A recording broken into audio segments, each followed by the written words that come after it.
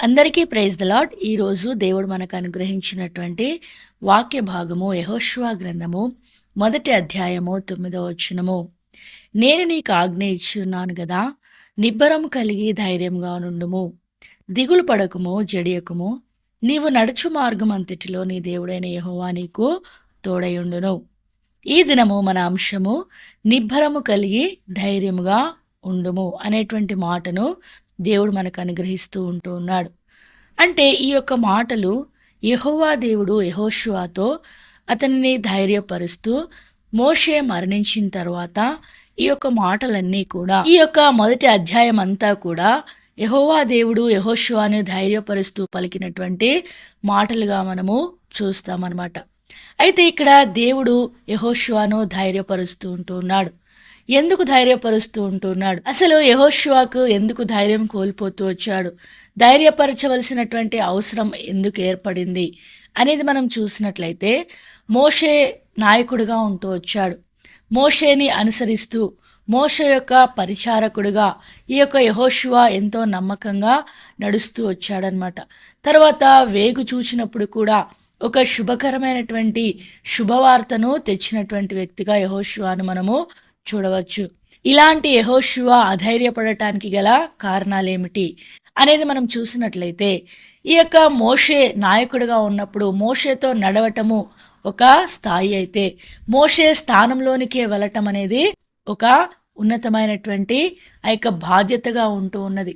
ఆ యొక్క బాధ్యతను స్వీకరించడానికి పరిచారకుడుగా ఉన్నటువంటి, అంటే దాసుడుగా ఉన్నటువంటి, ఆయన క్రింద పనిచేసేటువంటి వాడు ఆయన స్థానంలోనికి రావాలంటే ఎంతో ధైర్యం అవసరమై ఉంటూ ఉన్నది. ఎందుకంటే ఇజ్రాయెల్ ప్రజలు చాలా కఠినులుగా మనము చూడవచ్చు. అంటే వాళ్ళు సామాన్యులు ఏమి కాదు. వారు మోషేకు ఎన్నో మార్లు కోపం పుట్టించినటువంటి వారుగా, దేవునికి కూడా కోపం పుట్టించినటువంటి వారుగా, మోషే మీద అహరోను మీద సరిగినటువంటి వారుగా, వారి మీద ఎన్నో మాటలు మాట్లాడినటువంటి వారుగా మనము దేవుని యొక్క వాక్యంలో ఈ యొక్క నిర్గమాకాండము, లేవియాకాండము, ద్వితీయోపదేశ కాండంలో మనము ఆ యొక్క సందర్భాలన్నీ చూడవచ్చు. ఆహారం లేకపోయినప్పుడు, నీళ్లు లేకపోయినప్పుడు, మాంసం లేకపోయినప్పుడు, ఎప్పుడు ఒకేలాంటి ఆహారమే వారు తినవలసి వచ్చినప్పుడు వారెంతో సనుగుతూ వచ్చారు. ఇలాంటి సనుగుతో కూడినటువంటి ఈ ప్రజలను నేను నడిపించగలుగుతానా? నడిపించడం నాకు సాధ్యమవుతుందా? నేనేమో పరిచారకుడను, నేనేమో ఒక దాసుడను, నాయకునికి ఉండవలసినటువంటి లక్షణాలు నాకు ఎంత మాత్రంనూ లేదు. మోషేతో పోల్చుకుంటే నేను ఎంతో చిన్నవాడిని. నేను ఎలాగూ ఇలాంటి బాధ్యతను నెరవేర్చగలుగుతాను, నేను ఎలాగూ ఇలాంటి బాధ్యతను తీసుకొని నిర్వర్తించగలుగుతాను అనేటువంటి సందేహంలో, ధైర్యము చెడినటువంటి పరిస్థితిలో ఇక్కడ యెహోషువ ఉంటూ ఉన్నాడు. ఇలాంటి ఈ యొక్క ఇజ్రాయెల్ ప్రజలతో ఉండేటువంటి భయమే కాకుండా ముందర యెరికో పట్టణం ఉంది. యెరికో పట్టణం చాలా గొప్ప పట్టణం అని కూడా దేవుని యొక్క వాక్యంలో రాయబడి ఉన్నది. అసలు దాని యొక్క ప్రాకారములే చాలా పెద్దవంట. దాని ప్రాకారముల మీదనే నివాసములు ఏర్పాటు చేసుకొని నివసిస్తూ ఉండేటువంటి వారు. అందుకే రాహాబు కూడా తన యొక్క నివాసాన్ని ఆ యొక్క యెరికో ప్రాకారం మీద కట్టించుకొని అక్కడ నివాసం ఉంటూ ఉన్నట్లుగా ఈ యొక్క 2వ అధ్యాయంలో మనము చూడవచ్చు అనమాట. అంటే ముందు యెరికో పట్టణం మహాపట్టణం ఉంది. ఇది వరకు వారు జయించినటువంటి పట్టణంలన్నిటికంటే ఈ యొక్క ప్రాకారము చాలా పెద్దదిగా ఉన్నది. ఆ యొక్క ప్రాకారంను మనము తీసివేసుకొని ముందుకు వెళ్ళటం అనేది చాలా కష్టం అనమాట. అంత పెద్ద ప్రాకారం కలిగినటువంటి ఆ యొక్క యెరికో మహాపట్టణాన్ని జయించడానికి కూడా ఏం కావాలి? ధైర్యం కావాలి. వారు చాలా బలవంతులైనటువంటి వారు. చూసినట్లయితే యెహోషువ గ్రంథము 6వ అధ్యాయము 2వ వచనంలో మనం చూస్తే, అప్పుడు యెహోవా యెహోషువతో ఇట్లనెను, చూడుము, నేను యెరికోను దాని రాజును పరాక్రమం గల శూరులను నీ చేతికి అప్పగించుచున్నాను. అంటే యెరికో పట్టణంలో ఉండేటువంటి వారు ఎలాంటి వారంటే పరాక్రమం కలిగినటువంటి శూరులుగా ఉంటూ ఉన్నారు. ఇలాంటి వారిని నేను ఎలాగూ జయించగలుగుతాను అని తనలో ధైర్యాన్ని చెడినటువంటి వాడుగా, ధైర్యం లేనటువంటి వాడుగా, భయపడినటువంటి వాడుగా, నేను నడిపించలేనేమో అనేటువంటి సందిగ్ధంలో ఈ యొక్క యెహోషువ ఉన్నప్పుడు దేవుడు అతన్ని ధైర్యపరుస్తూ ఉంటూ ఉన్నాడు. నేను నీకు ఆజ్ఞాపించాను కదా ధైర్యంగా ఉండమని, నిబ్బరముగా ఉండమని చెప్పాను కదా, నువ్వు ఎందుకు అధైర్యపడుతున్నావు? ఎందుకు నాయకత్వాన్ని నీవు తీసుకోవటానికి అధైర్యపడుతూ ఉంటూ ఉన్నావు?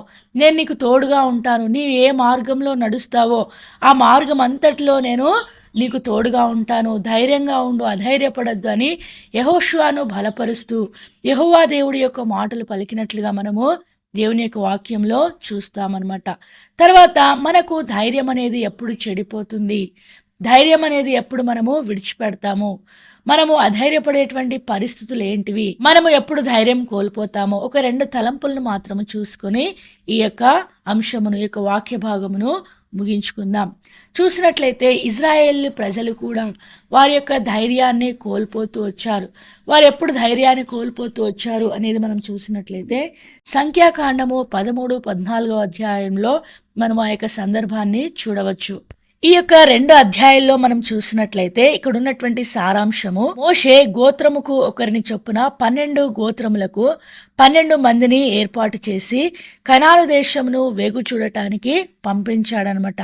వారు తిరిగి వచ్చిన తర్వాత వారిచ్చినటువంటి సమాచారం ఎలా ఉందో మనం ఇక్కడ చూస్తాం. సంఖ్యాకాండము 13వ అధ్యాయము 32, 33 వచనాన్ని మనం చూసినట్లయితే, మరియు వారు తాము సంచరించి చూచిన దేశమును గూర్చి ఇజ్రాయేలీలతో చెడ్డ సమాచారం చెప్పి, అంటే ఎప్పుడైతే చెడ్డ సమాచారం మన ముందుకు వస్తుందో అప్పుడు మన యొక్క జీవితాల్లో మనం ఏమవుతామంటే అధైర్యపడతాం, ధైర్యాన్ని కోల్పోతాం, భయపడేటువంటి వారంగా ఉంటాం.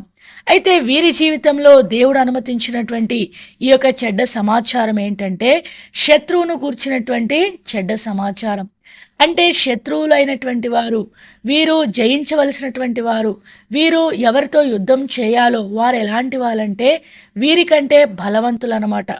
అంటే ఇక్కడ మనం గమనించినట్లయితే మన శత్రువు మనకంటే బలమైన వాడైనప్పుడు మనం ఏం చేస్తామంటే మన ధైర్యాన్ని కోల్పోయేటువంటి వారంగా ఉంటాం. మన శత్రువును మనం చూస్తూ ఉంటాం, కానీ మన శత్రువును మన ముందు ఉంచినటువంటి దేవుడు, మన శత్రువుతో యుద్ధము చేసేటువంటి దేవుడు మనతో ఉన్నాడని, సర్వశక్తిగల దేవుడని, ఆయన జయశాలి అని, జయశీలుడని మనము గుర్తెరిగినప్పుడు మనం ఏం చేస్తామంటే ధైర్యంగా ఉంటాం. ఎప్పుడైతే దేవుని యొక్క గొప్పతనాన్ని, దేవుడు మనకు తోడుగా ఉన్నాడు, దేవుడు మన యొక్క జీవితాల్లో మన శత్రువుపై మన పక్షాన ఉండి దేవుడు యుద్ధం చేస్తాడు అనేటువంటి విశ్వాసాన్ని నీవు ఎప్పుడైతే కోల్పోతావో అప్పుడే నేను ధైర్యాన్ని కోల్పోయేటువంటి వారంగా ఉంటాం. అలాంటి పరిస్థితి ఇక్కడ ఇజ్రాయేల్ పరిస్థితి అనమాట. 14వ అధ్యాయము 1-2 వచనాల్లో వారు చేసినటువంటి ఆ యొక్క పనులు మనం చూసినట్లయితే, అప్పుడు ఆ సర్వ సమాజము ఎలుగెత్తి కేకలు వేసెను, ప్రజలు ఆ రాత్రి ఎలుగెత్తి ఏడ్చిరి, మరియు ఇశ్రాయేలీలందరూ మోషే అహరోనులపైన సనుగుకొనిరి. ఇక్కడ ఈ యొక్క మాటలు విన్నప్పుడు వీళ్ళ ధైర్యం వెళ్ళిపోయింది. వీళ్ళు ధైర్యం చెడినటువంటి వారై ఎంతో ఏడుస్తూ ఉన్నారు, ఎంతో ప్రలాపిస్తూ ఉంటూ ఉన్నారు, ఎలుగెత్తి కేకలేస్తూ ఉంటూ ఉన్నారు. తర్వాత వారి పైన నాయకులుగా ఉన్నటువంటి మోషే అహరోనులపై వీళ్ళు ఏం చేస్తూ ఉంటున్నారు, సనుగుతూ ఉంటూ ఉన్నారు. చెడు సమాచారం మనకి ఎలాంటి పరిస్థితిని, ఎలాంటి అధైర్యాన్ని ఇస్తుందో మనం ఇక్కడ చూడవచ్చు. మనము గట్టిగా కేకలు వేసేటువంటి వారంగా ఉంటాం, మనం ఏడ్చేటువంటి వారంగా ఉంటాం, మనల్ని ఎవరైతే నడిపిస్తూ ఉంటారో వారిని సనిగేటువంటి వారంగా ఉంటాం. మనకి జీవితాల్లో, మనకి కుటుంబ జీవితాల్లో మనం చూసినట్లయితే ఏదైనా ఇలాంటి పరిస్థితి ఏర్పడినప్పుడు, మన యొక్క శత్రువు అంటే చెడు సమాచారం మనకు వచ్చినప్పుడు, మనము ఎదురుకెళ్ళినటువంటి పరిస్థితులు మనం ఎదుర్కోవాల్సి వచ్చినప్పుడు మనం ఇంట్లో వారి మీద, మన యజమానులుగా ఉండేటువంటి వారి మీద సనిగేటువంటి వారంగా, వారి ముందు ఏడ్చేటువంటి వారంగా, వారిపై సనిగేటువంటి వారంగా మనము ఉంటామన్నమాట. తర్వాత మనము దేవుడి మీద కూడా మనము ఏం చేస్తూ ఉంటామంటే, నాకెందుకు ఇలా చేసావు ప్రభువా, నేను ఇది ఎదుర్కోలేకపోతూ ఉంటున్నానని దేవుని మీద కూడా మనం తిరుగుబాటు చేస్తూ, దేవుణ్ణి కూడా ప్రశ్నిస్తూ, ఎలుగెత్తి ఏడుస్తూ దేవుని మీద కూడా మనం ఏం చేస్తామంటే సనుగుకునేటువంటి వారంగా ఉంటామన్నమాట. అయితే ఇలాంటి పరిస్థితిలో కూడా దేవుడు మనకు తెలియజేసేది ఏంటంటే, ఎందుకు నువ్వు భయపడుతూ ఉంటూ ఉన్నావు, నేను నీకు ఆజ్ఞాపించాను కదా, నిబ్బరం కలిగి ధైర్యంగా ఉండమని. నీవు నా మాటను నమ్మట్లేదు. నీవు నా మాట మీద విశ్వాసం ఉంచట్లేదు గనుకనే నీవేడుస్తూ ఉన్నావు. నా మీద సణుగుతూ ఉన్నావు. నా మీద కేకలేస్తా ఉంటూ ఉన్నావు. నన్ను ప్రశ్నిస్తూ ఉంటూ ఉన్నావని దేవుడు మనకి ఈ దినమున తెలియజేస్తూ, దేవుడు మనకు ఆజ్ఞాపించినటువంటి మాటను జ్ఞాపకం చేస్తూ, మనము ముందుకు కొనసాగాలని, ధైర్యం కలిగి ఉండాలని, నీ శత్రువు ఎలాంటి వాడైనప్పటికీ కూడా నీ శత్రువును జయించగలిగినటువంటి దేవుని నీవు కలిగి ఉన్నావని, ఆ దేవుడు వాగ్దానాన్ని నీవు పొంది ఉన్నావని, ఆ దేవుడు నిన్ను ధైర్యపరుస్తూ ఉంటూ ఉన్నాడని నీవు నమ్మి విశ్వసించి నీ యొక్క జీవిత యాత్రలో ముందుకు కొనసాగినట్లయితే తప్పకుండా నీవు ధైర్యంగా నీవు ఆ యొక్క శత్రువును ఎదుర్కొనేటువంటి వాడవుగా ఉంటావు. ఇంకా మనము రెండవ విషయాన్ని మనం చూసినట్లయితే మనకు ధైర్యం ఎప్పుడు పోతుంది. హెబ్రీయులకు రాసిన పత్రిక 10వ అధ్యాయము 35వ వచనంలో, కాబట్టి మీ ధైర్యమును విడిచిపెట్టకుడి, దానికి ప్రతిఫలముగా గొప్ప బహుమానము కలుగును. మనకు దేవుడిచ్చేటువంటి ఆ యొక్క బహుమానాన్ని మనము మర్చిపోయినప్పుడు మనము ధైర్యాన్ని విడిచిపెట్టేటువంటి వారంగా ఉంటామన్నమాట. ఇక్కడ వీరు ఎందుకు ధైర్యాన్ని విడిచిపెట్టారు అనేది మనం చూసినట్లయితే, ఇదే అధ్యాయంలో 32వ వచనాన్ని మనం చూస్తే, అయితే మీరు వెలిగింపబడిన మీదట శ్రమలతో కూడిన గొప్ప పోరాటము సహించిన పూర్వదినములు జ్ఞాపకము తెచ్చుకొనుడి. ఒక విధముగా చూచితే మీరు నిందలను బాధలను అనుభవించుట చేత 10 మందిలో ఆరడి పడితిరి. మరి ఒక విధంగా చూచితే వాటిని అనుభవించిన వారితో పాలివారైతిరి. ఇక్కడ వీరు ధైర్యాన్ని ఎందుకు కోల్పోతూ ఉంటున్నారంటే, వారు ఎదుర్కొంటూ ఉన్నటువంటి శ్రమలు, నిందలు, వీటన్నిటిని బట్టి వీరు ఏం చేస్తూ ఉంటున్నారంటే వారి యొక్క ధైర్యాన్ని కోల్పోయేటువంటి పరిస్థితిలో ఉంటూ ఉన్నారు.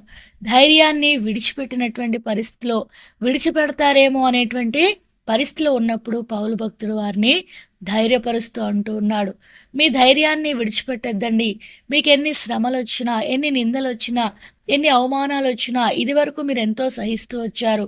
అలాగున్నే మీరు ఇప్పుడు కూడా సహించండి, అలాగున్నే మీరు ముందుకు కొనసాగండి అని పౌలు భక్తుడు ఇక్కడ ఉన్నటువంటి దేవుని బిడ్డలైనటువంటి వారిని బలపరుస్తూ ధైర్యపరుస్తున్నట్లుగా దేవుని యొక్క వాక్యంలో మనము చూస్తూ ఉంటూ ఉన్నాం.